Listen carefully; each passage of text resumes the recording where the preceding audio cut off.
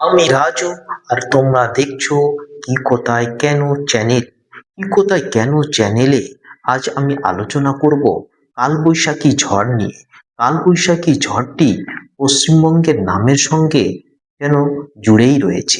কালবৈশাখী ঝড়ের নামকরণ, কালবৈশাখী ঝড়ের উৎপত্তি, কালবৈশাখী ঝড়ের বৈশিষ্ট্য, এই সমস্ত বিষয় নিয়ে আজ তোমাদের সঙ্গে আমার ভিডিও।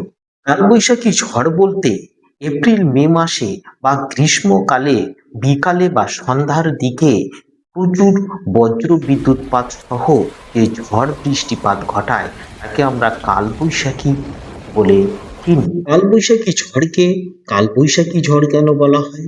কারণ বাংলা বছরের বৈশাখ মাসে কালবৈশাখী ঝড়ের আগমন ঘটে, সেই কারণে কালবৈশাখী ঝড় বলা হয়। কালবৈশাখী ঝড়ের বায়ু প্রবাহ উত্তর পশ্চিম দিক থেকে আগত হয় বলে একে নর্থ ওয়েস্টার্ন ঝড়ও বলা হয়। গ্রীষ্মকালে অধিক উষ্ণতার কারণে ছোটনাগপুর মালভূমি অঞ্চলের বায়ুমণ্ডলে প্রচুর নিম্নচাপের সৃষ্টি হয়।